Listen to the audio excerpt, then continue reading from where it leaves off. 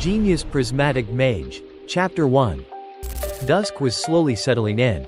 Ray sat atop a pile of scrap metal. Old furniture. Broken electronics. Useless junk and rusted steel. A small garden of discarded things. All piled together. Pressed tight. The pile was high enough to give a clear view of the surroundings. Mountains of scrap metal rose in every direction. This was the landfill on the outskirts of District 50.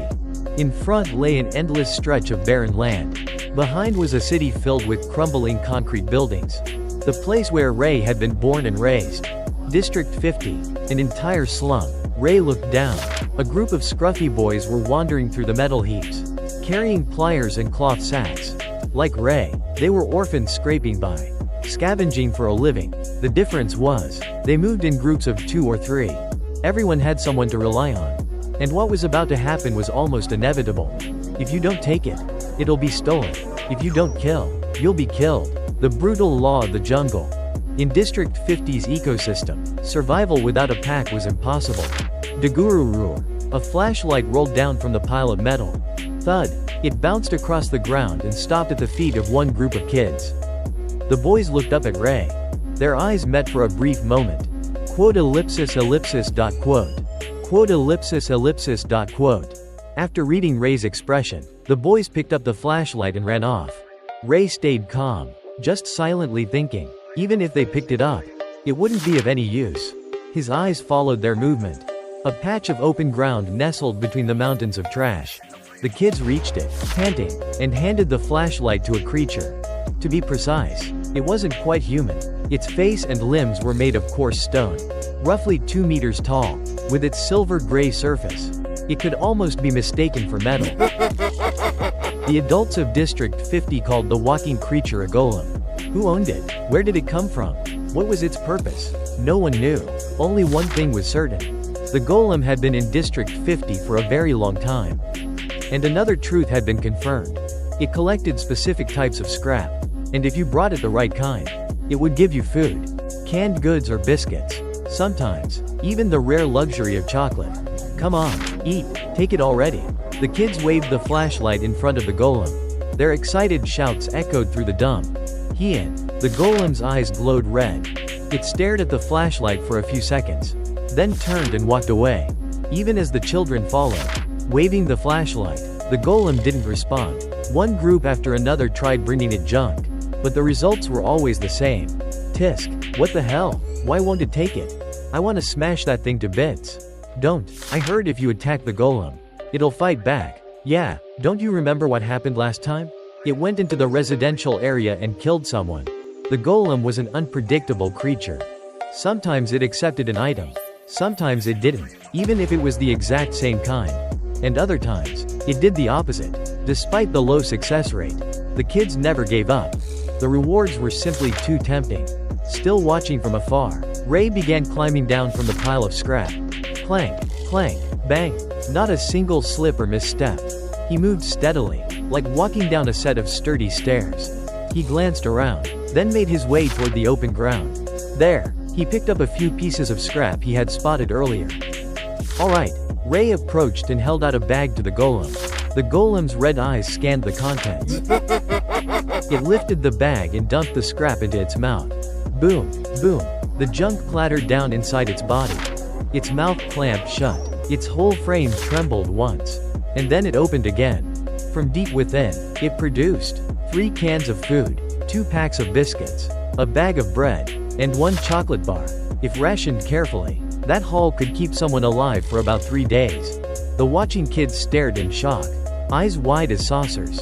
Hey, look at that. How does he pull that off every single day? Murmurs rippled through the crowd. Maybe we should try doing it like him? Don't be stupid. That's Ghost Ray from 17th Street. Ray didn't care. He'd heard this kind of talk far too many times before. Without a word, he stuffed the food into his bag and turned toward the exit of the dump. Quote ellipsis ellipsis quote. But it didn't take long for him to sense it. Someone was following him. 2 kids were hiding behind a broken display to the left. 2 more to the right. 3 others were tailing him from behind a pile of scrap. 7 in total. Not a small number. And their intent couldn't be clearer. Ray glanced at the bag slung over one shoulder. Then he stopped at a spot that looked ideal for a fight. and turned around. "Come out. How long are you planning to tail me?" No answer. But when he made a show of pulling out the bread and pretending he'd crush it underfoot, they finally stirred. "You're sharp. Been keeping tabs on us." Huh? Just as he suspected, 7 of them, all gripping iron pipes and makeshift brass knuckles. "Ron, I warned you last time. If I see your face again, I'll make sure you never walk on those legs of yours again." The biggest of the bunch, Ron, with bright orange hair, flinched when Ray's gaze hit him. But then he remembered they had the numbers, and sneered. "When was that, huh? Been so long I forgot." "What?" His words slurred, because he didn't have his front teeth. Ray had knocked them out once. Exactly 23 days ago. "Not that long, if you're counting." "That's not what I meant." Ron snapped. That guy never liked Ray. Not once. And every time they crossed paths, it was always the same. That emotionless face that didn't flinch no matter what happened. Those blank eyes, like they could see right through you. Every breath, every tiny twitch, Ray caught it all. One by one, each of them annoyed him. But it didn't matter. Because soon, they'd be flat on the ground, crying and begging for mercy. "Last time, there were only 3 of us. But this time, including me, we're 7. He lost before, but this time was different. He brought along the 6 strongest guys in the group. Ray, the Phantom of District 17. That's what they called him. Silent as a ghost, never showing emotion, and notoriously good in a fight. But no matter how strong he was, he couldn't take on 7 people at once. Especially when he wasn't even that big for his age. Meanwhile, all 7 of them were tall and solid. Basically grown men. This time, I'll win. Ron smirked, unaware. If he beat this guy, he'd gain control over all of District 17. Ron stepped forward, voice full of false confidence. "Cut the crap. Drop the bag and leave. I'll let you off this time." It was a lie. He planned to beat Ray until he was crippled. Whether Ray gave him food or not. "You're lying." Ron's eyes twitched. Street kids didn't fear Ray just because he could fight. "You're lying." Ray never believed lies. Don't look into his eyes. If you do, he'll know whether you're telling the truth or not. Just by looking into someone's eyes, Ray could tell if they were lying. At first, nobody believed it, but after countless incidents, it became something everyone accepted. Lies didn't work on the Phantom. That bastard. Ron clenched his teeth. He was lying, and that freak saw right through him. Like some supernatural being. "Kill him. Kill that freak." Ron shouted, as if to scare away the growing dread inside him. The boys behind him charged toward Ray. Thud. Ray dropped the bag and took a stance. The attackers reflected clearly in his blank, pale eyes. Whoosh. Ray crouched low. The metal pipe whooshed past his back. Swish. He planted his foot, leaned forward, drew his elbow back. Thud. A punch hooked straight into the attacker's gut, sliding past the guy collapsing. Ray saw another swinging a baton at him. "Catch this." He pivoted right, left foot steady. Whoosh. A fist skimmed his cheek. Ray slammed an elbow into the attacker's arm. Crack. The guy staggered. Ray kicked him back, causing the ones behind to trip and fall like dominoes. The fight was one-sided. The sounds of flesh slamming into flesh and bones breaking echoed through the junkyard. 5 minutes later, everyone was down, groaning in pain. Everyone except Ron. Quote ellipsis ellipsis exclamation mark quote. Numbers don't change the outcome. Ron couldn't believe his eyes. Turns out, what he'd seen before was just the tip of the iceberg. "Don't come near me." I said don't. I warned you. If I saw your face again, I'd make sure you'd never walk again.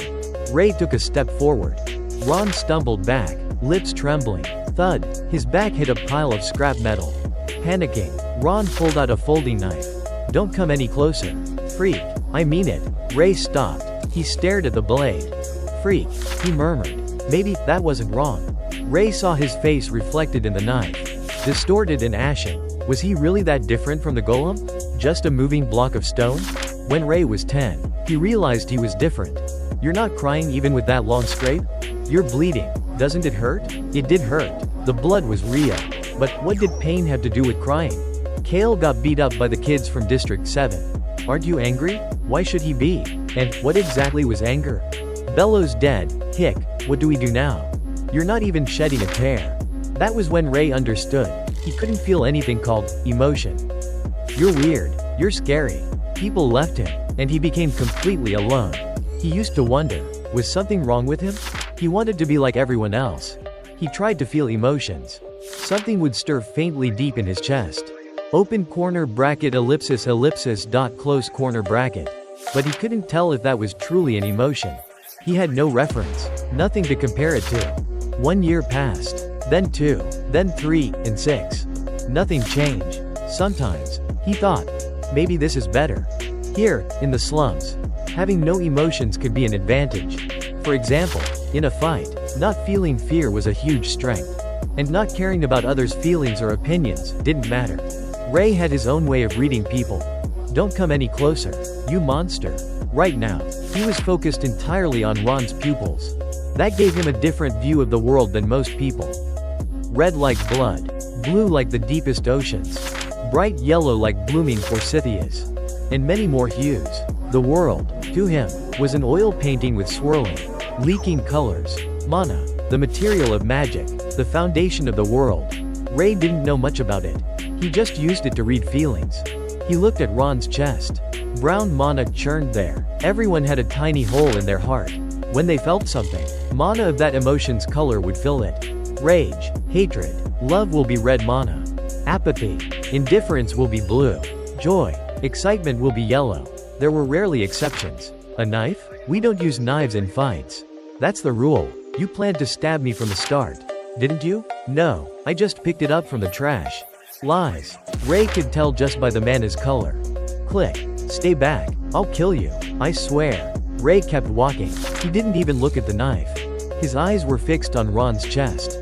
Thick black mana was surging. Crippling fear. Ray opened his mouth. Liars deserve punishment.